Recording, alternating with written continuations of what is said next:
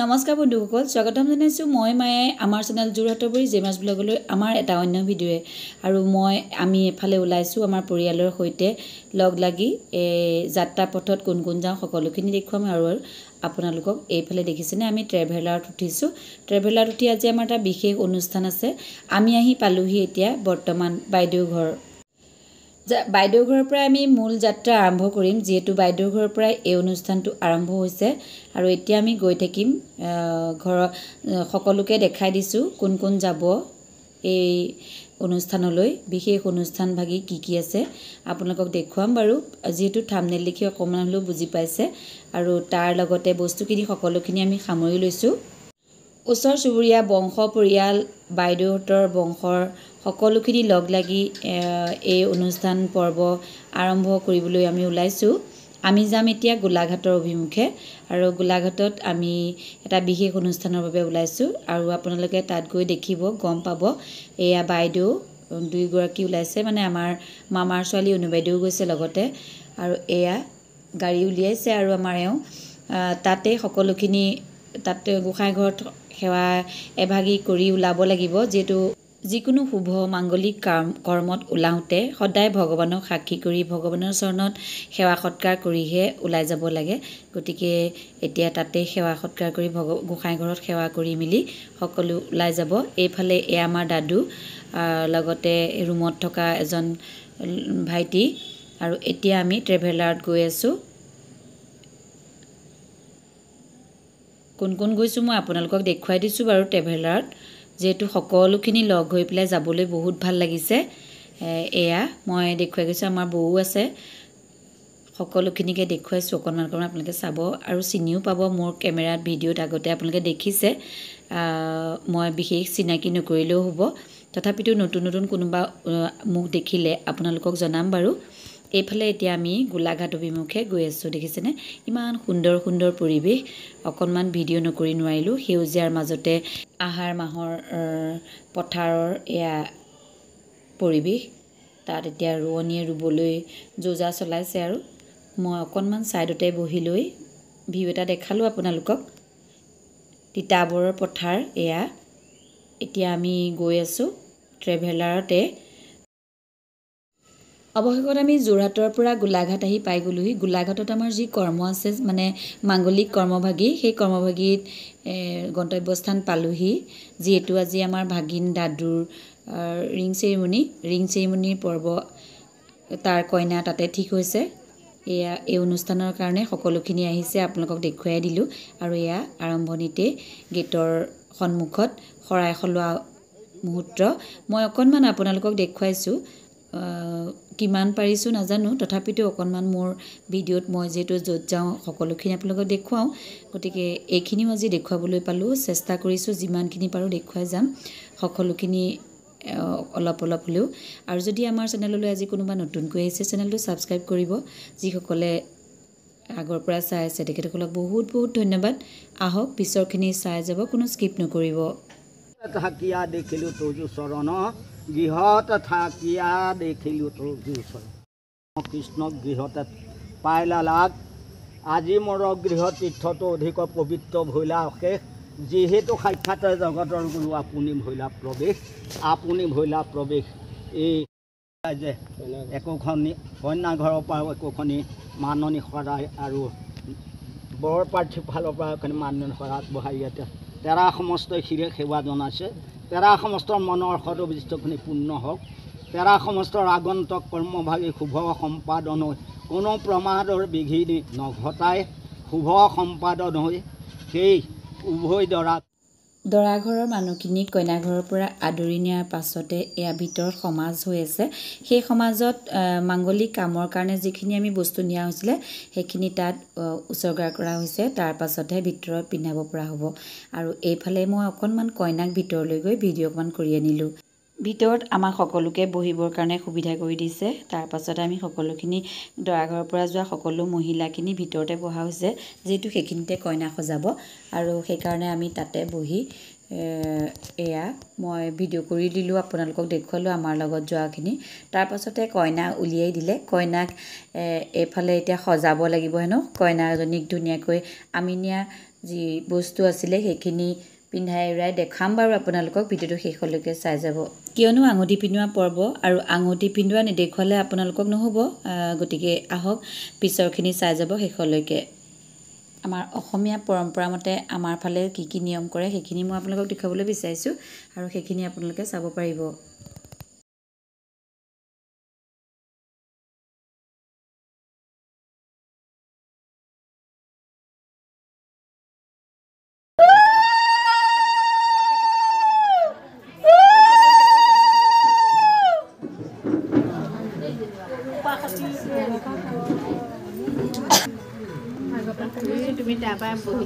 তুমি আগৰ অঁ পিন্ধাই দিয়ক, ভৰাই দিয়ক।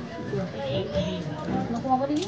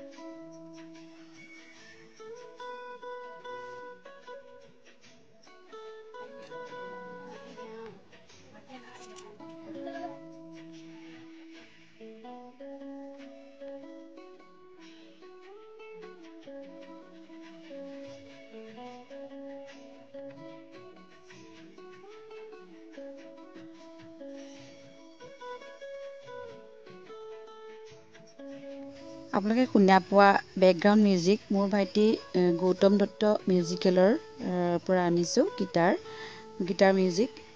আপোনালোকে শুনি কেনেকুৱা পায় কমেণ্ট এটা কৰিব, আৰু যিসকল নতুনকৈ আজি আমাৰ চেনেললৈ আহিছে চেনেলটো ছাবস্ক্ৰাইব কৰি ল'ব।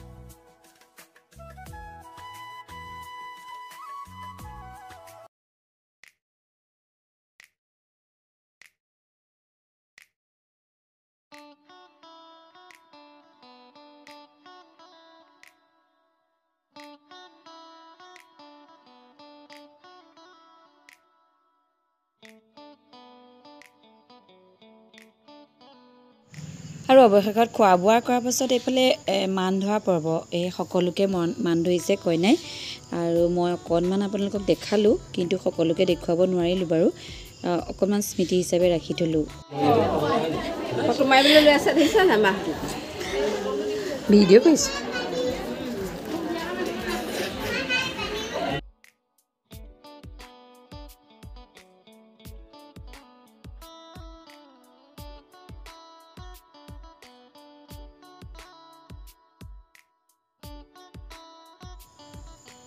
আমাৰ অসমীয়া পৰম্পৰা মতে কইনাই যেতিয়া মান ধৰে তেতিয়া আমাৰ জ্যেষ্ঠসকলে কিবা এটা উপহাৰ স্বৰূপে দিয়াৰ নিয়ম গতিকে সকলোৱে উপহাৰ দিছে তাৰ লগতে মই ভিনদেউৱে উপহাৰ দিয়াটো আপোনালোকক দেখুৱাই দিলোঁ যিমানখিনি আলহী গৈছে তেখেতসকল সকলোকে আপ্যায়ন কৰাৰ পাছত উপহাৰ দিছে মানে মান ধৰিছে আৰু অৱশেষত দৰাক মান ধৰিছে সেয়াও অকণমান দেখুৱালোঁ যি এইবিলাক স্মৃতি মোৰ ভিডিঅ'ত থাকক বুলিয়ে আৰু যেহেতু মই য'ত যাওঁ সকলোখিনি স্মৃতি আপোনালোকক দেখুৱাই নহয় জানো গতিকে আপোনালোকেও চাই ভাল পাব মোৰ ভিডিঅ'টো কেনেকুৱা হৈছে অকণমান দেখালোঁ আৰু বাকী পিছত আপোনালোকক দেখুৱাই গৈ থাকিম আৰু কেইবাটাও মুহূৰ্ত আছে আমি তাৰ পাছতে এই মান ধৰা পৰ্বৰ পিছতে বহুত সময় নাথাকোঁ আৰু এইফালে ফটোশ্বুট কৰিলে দৰা কইনাই অলপমান সৰু সৰু ক্লিপ কেইটামান মই আপোনালোকক এড কৰি দেখাম বাৰু আৰু আপোনালোকে মন কৰিলেনে বাৰু মই আজি নিজে বনোৱা হাতে বনোৱা মোৰ হাতৰ কামৰ এযোৰ মেখেলা চাদৰ পিন্ধি গ'লোঁ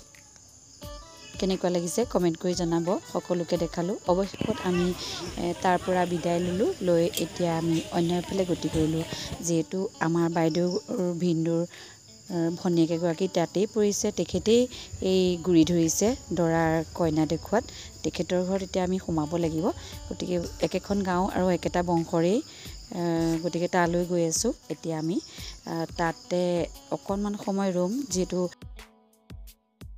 ভিনদেউৰ বৰ্তাকৰ ছোৱালী আৰু তেখেত বৰমাও আহিছে আৰু জীয়েকৰ ঘৰলৈ মাক আহিছে আৰু লগতে ঘৰৰ পৰিয়ালৰ সকলোখিনি বহুত দিনৰ মূৰত আহিছে তেখেতসকল যদি সোমাই নাযায় বেয়া পাব গতিকে সকলোখিনি সোমালে আৰু প্ৰায় 40গৰাকীমান মহিলা আলহীক বাইদেৱে ইমান সুন্দৰকৈ আপ্যায়ন কৰাইছে চাহ যোগাৰ কৰি থৈছে আৰু কোনোবাইতো তাত ভাতো খালে ভাল লাগিলে আৰু আহিবৰ সময়ত তেখেতে সকলোকে যিসকলৰ ঘৰত কঁঠাল নাই কঁঠাল বতৰৰ বস্তু ফল সকলোকে দি পঠাইছে আৰু এয়া বাইদেউ দীপালী বাইদেউ তেখেতনো আগতে বহুত ধুনীয়া আছিলে একদম সদায় গোলাপী বুলি কয় বাইদেউ বহুত ধুনীয়া গুলপীয়া ৰঙৰ আছিলে তেখেতৰ এতিয়া বয়সো হ'ল যিটো ল'ৰা বোৱাৰী আছে ঘৰত আৰু যথেষ্টখিনি কৰ্মী হয় তেখেত আৰু সদায় মানুহৰ চেহেৰা একে নাথাকে এতিয়া আমি তাৰ পৰা বিদায় মাগিলোঁ সকলোৱে নিজৰ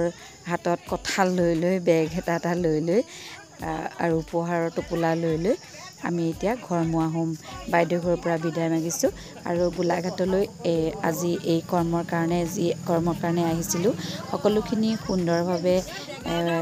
সুন্দৰভাৱে সম্পন্ন কৰি আমি এতিয়া যোৰহাটলৈ বুলি বাট ল'লোঁ আমি এই যাত্ৰা পথত আমাৰ খুবেই ভাল লাগিলে সকলোকে একেলগে লগ পালোঁ আৰু গৈও ভাল লাগিলে গোটেইখিনি একেলগে পুনৰ এটা অন্য ভিডিঅ' আপোনালোক সকলোকে আকৌ লগ পাম এই ভিডিঅ'টোৰ পৰা বিদায় মাগিছোঁ